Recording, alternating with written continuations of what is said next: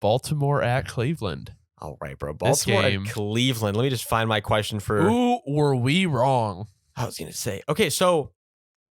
they look, the narrative shifted. I guess what I wanted to ask is, at this point, are the Ravens kind of shaping themselves out as like one of the clear AFC favorites? So here's my thing with the Ravens.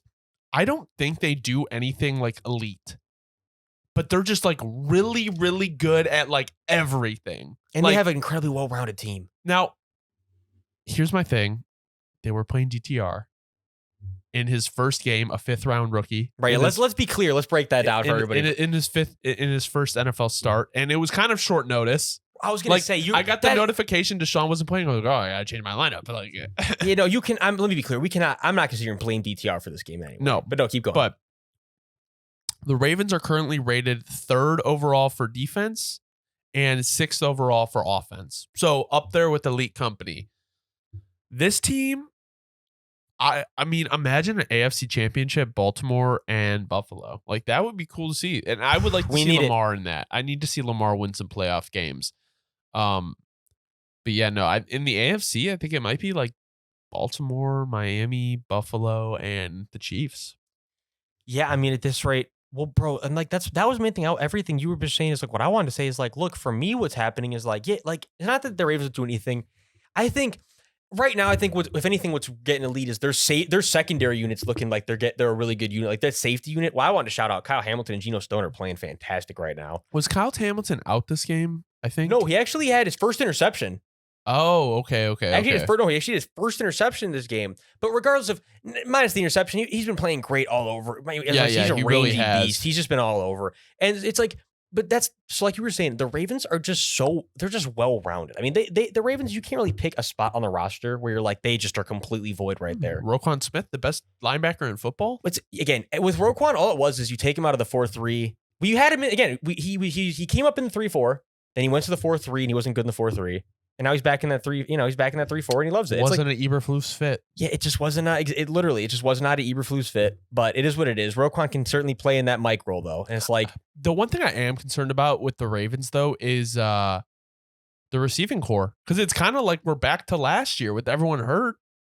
Well, like that, it would say, that's what I want. I want to stop myself where I was going to say, like, you can't point somewhere where they are a little weak, but you can.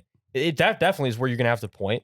Because again, when Mark Andrews isn't healthy, and even though it's not often, if like as we've seen now that is possible, and let's say at the beginning of the year, if the Ravens have to play like that, and they're even missing one starter, it's really thin unit. So go ahead. That was hilarious. No, I was going to say. So my thing is, no, the Ravens at their weak point though, and if they get stopped in the playoffs, it will be because this offense is just still relatively thin. Yeah, that would probably be it. I mean, moving over to the Browns. Yeah, I don't have really questions on their defense or anything else. I don't really love their running game, but I mean, this has been their running game the last couple of years, and they, ran as a team for 131. I mean, you can't really expect J.K. Dobbins to play. So, but with the Browns, man, those waiver wire pickups for Jerome Ford, not looking great, man. I'll tell you, bro, I'm so thankful mine did not go through. You know how much I was going to drop? How much?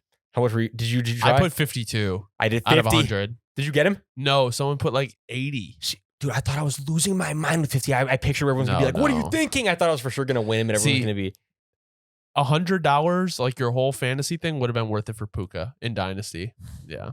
It so would have been worth it this year. But yeah, no, I mean, I don't really know how accurately you can judge the Browns for this game. Like, when your quarterback throws like 3 interceptions to a elite team, you can't really blame your defense. Anyone's supposed to see the field this year. Yeah, like, it's just. I mean, this game kind of just feels like a wash. Oh, no. Do you know what this feels like? I will literally give you an exact game comparison.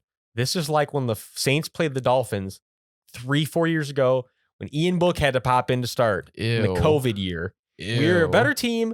And I'm not saying even the Browns are a better team, but I'm just saying, look, it should have been a close game. We got our ass handed to us. As you might figure, Ian booked like 4 interceptions, like 2 pick sixes. Shit happens when that is what happens. This is the ew game of the week. Yeah, just Browns fans don't just literally, if you're a Browns fan, just don't hang your head on this. Yeah, this is an ew ski. Like this is what happens. This is an ew ski. You move on. Forget about this one.